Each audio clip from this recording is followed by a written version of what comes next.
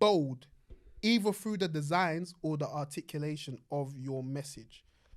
Rash, do you remember when Corteiz first started popping up? Yeah. Do you know what I think was like the first piece? Yeah, that really made people. I don't know. What take Not say notice? take note, but Or think. maybe let's say take note. One of the first pieces that made people say, "Yo, this brand is not necessarily here to stay, but this is a brand I want to pay attention to." Yeah. I would say it's their joggers Think so. that had the With Cortez dotted everywhere. yeah. That thing. Oh, you was thinking about the circle. Yeah, no, but I would even say that, you know, personally, I think it was the t-shirts. Okay, Yeah. cool. Good point. Because What was it about the t-shirts? I don't know, because obviously they did bare different colors. Yeah. I don't know why. Yeah, but it made me think like the Power Rangers. That's funny. Some different reason. I don't know why in it, but yeah, because I remember they did some mad marketing for that one as well, and it went like instantly. I was like, yeah, but I don't know. That's just me though. Yeah, no, for real. I was gonna talk about the t-shirts as well. The reason I brought up the joggers, in relation to this point. Wait, sorry to cut, but you know what he's just talking about? The one where it's like it says rules the world. Yeah, and like bun the rest and that. Yeah, I was literally about to say that. Say nine, yeah, that's what it goes back to being bold. Yeah. Obviously, within the streetwear space in particular, it's like there's lots of brands. And one way to stand out is by having a bold logo. Do you get what I'm saying? That means something. Yeah. And also with your brand messaging, putting that front and center. Man really put bun the rest Yeah, trust. on the back of a t-shirt. So when man is walking past someone and someone's seeing bun the rest on the back, they're thinking, what the hell? What kind of why are you telling me to bun myself? Who's the rest? Is it me? Is it the other brands? Like, why are you bunning people? Do you get it? But that's part of Cortez's energy. That's part of what the brand means. It's such a bold, prominent message, and that paid such dividends into how we perceive the Corteiz brand today. Do you get what I'm saying? Yeah. Because it was so bold, because it was so out there, because of the bright colors, baby blues, for example, baby pink. Corteiz Green, got man to wear that, yeah, bro. Trust. Baby blue. Rash, baby blue, bro. Deep it though. Corteiz really got man to wear that, fam. Yeah, that's Crazy. mad. That's mad. When I only thought of that now, that's why I'm so shocked. Like they got man wearing baby blue and baby pink with the Cortez symbolism dotted everywhere, bro. It's nuts, man. But yeah, be bold. And the reason why I said through the articulation of your message is because let's say, okay, your streetwear brand is, or your brand or whatever, you don't want to have things that stand out too much. You want it to be more subtle. You want there to be smaller motifs that kind of run through your pieces, your designs, or whatever. And So you don't I'm have that type of person as well. Like I'm more simplistic as well. So, yeah. So you don't have to have that. You get it? You don't have to have that. But a way you can kind of, what's the word, accommodate for not having that is by being bold in how you articulate the message in different ways. Do you know who I think is a really good example of that? Ooh. Jack Harper and Nosa with Eliza. Yeah. Because obviously Jack's kind of done both in the sense that he obviously has their logo is so wavy as well. Yeah. Has the hoodie with the big logo, you get it. And that's part of the reason why he's done it. He wants it to stand out. But also because Eliza is such a pertinent message. And I remember him saying that the familiar, the sense of having a logo that you see all the time. So I remember the podcast we did with him. He's like his logo. You see that logo everywhere you go. Like when you go, like toilet, yeah. When you go this place, that, but you see it everywhere. So it's like you're familiar with it. Do you know what I'm saying? And obviously Eliza have done well in getting a logo that we're kind of making a logo out of things that we're already familiar with. Yeah. Whereas Cortez have done it differently. They've put the logo and the branding so front and center that now we're familiar with it. Do you get it? Yeah. But yeah, so Jack Harper and Nosa, they're sick in the sense that they talk about, obviously they got their Eliza Truth page, but they really talk about their message. So they articulate their message through both the designs and through the way they speak about the clothing, whether it be on the podcast that Jack did with us or Jack doing a lecture somewhere or Jack doing an interview with somebody else. He really speaks about that. So you do need to do what it takes to get your message out there. And to be fair, Clint's kind of done both, just in different ways. Yeah. It's mad because he's kind of done it without even having to talk on a platform. Yeah, I hear it still. He's done it. He's lived it through how he is, through what he's achieved, through what he's got, the type of pictures he takes, the tweets he's put up. You get it. But be bold with your messaging and articulate it however you want to articulate it. Do you get what I'm saying? Yeah. I'm so annoyed that that's the last thing I wrote down because I feel like there's so much more that I can say, you know? Yeah. Some would say that like other brands might have like a better quality of clothing and stuff like that in terms of like the cotton and everything, but do you feel like because of Corteiz's marketing and stuff like that, that's more important than the quality of the garments? That's a really, really, really, really good question. And I think it's a very layered one, and it's definitely a difficult one to answer. Yeah.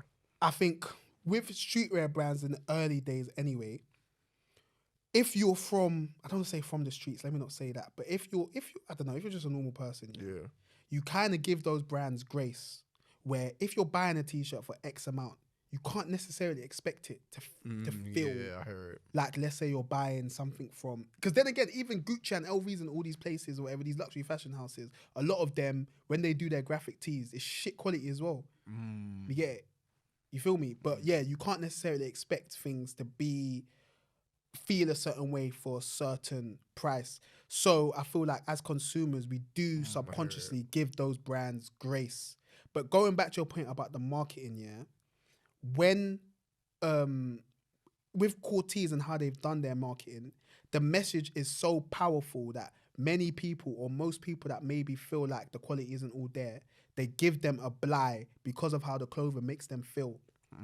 You get what I'm saying? So the overall brand has kind of allowed them to not necessarily neglect that because they haven't. You get what I'm saying? Yeah. Quality has improved, but it's allowed them to not have the same level of quality as a next brand that is known for its quality. But Corteiz they don't put their quality front and center. They don't market themselves as the brand with the best quality. Do you get what I'm saying? Yeah. So, I mean, like, but say if like someone's starting a brand tomorrow. Yeah. Okay. It's kind of like, what direction do you kind of go in? Do you know what I'm saying? Like, do you focus on like the garms, like making sure it's correct, make sure it fits like this person, like make sure the way it drops on you is all good and stuff, or do you just focus on like making sure like the message is there, like the do you know what I mean? Like and everything like that.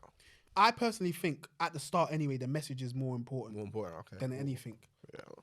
That's in my personal opinion, because as I said, people are going to give you a bly to a certain degree, and also expensive, good quality clothing is expensive. Yeah, you get what I'm saying? So when you're first starting, you may not necessarily have the funds to get the best quote unquote quality. So you just that shouldn't put you off from starting. You get what I'm saying? Because over time, the quality will improve naturally. You know what I'm saying? You find a new manufacturer, you find new suppliers, and you work on your craft to understand measurements and all of this stuff, and things get better. So when you're first starting in fashion, particularly from a streetwear perspective, acknowledge the fact that a lot of the consumers will give you that grace. You get what I'm saying? Especially if we're young people. Yeah. Bro, like, we'll buy something to wear it once and get rid of it. Yeah, I'm not an advocate for fast fashion. I'm not saying that, but yo, this is just the way she is. Yeah. You get what I'm saying? But yeah, no, it's a good question, Rash. I'm not gonna lie. So what do you think it is about the Corteiz brand that has made them so successful over the past 5 years then? Yeah, just bringing it back to like what we've spoken about. It's just like, because I'm trying to look at it through a lens of like, if I was like 13 to 18 kind of thing. Like you said, no brand has made like the community or like a whole demographic like involved within their brand. Like they make you wanna be involved with them and everything like that. So I don't know, like it's just like, yeah, they've made people feel part of the brand. Of something kind of thing. Yeah, part of something bigger than themselves. Yeah, exactly. Yeah, so 100%.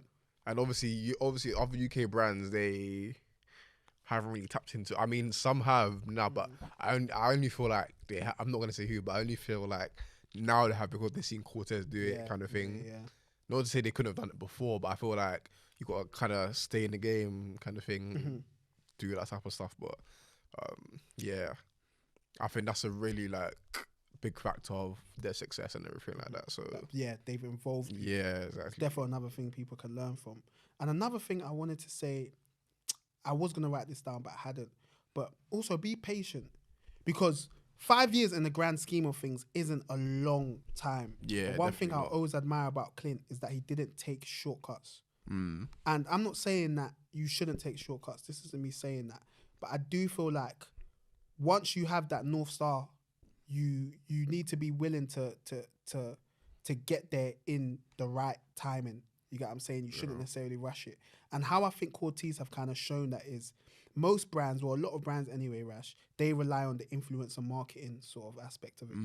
So they'll give out freebies and whatnot. And there's nothing wrong with that. If that suits your brand, then that suits your brand. You know what I'm saying? But with Clint and Corteiz, it was very organic where the people we're seeing in it bought it. Or stylists bought it and got it. Do you get what I'm saying? Yeah. Every man and his dog was reaching out to Clint saying, yo, coming. Because obviously, I remember there'll be times where Clint would put up things like, I think even, was it David Guetta? Oh, yeah, his daughter as well. Yeah. And said, yo, can I get some pieces or something? Clint said, go on the website. Yeah. And speaking about the patience as well, I think another thing that I don't necessarily connote with patience or associate with patience is having hustle. And I think if we finish this conversation without speaking about Clint's hustle, we'll be doing it a disservice. We'll be doing him and you lot. Thank you for watching another episode of Where's My Podcast. If you ever want to take in future episodes on the go, you can find us on Spotify and Apple Podcasts. Whilst you're there, please leave us a 5-star review. It would really help. And also, don't forget to follow us on our Instagram, WMTV_LDN, to keep up to date with the latest goings on in UK fashion. Keep it locked.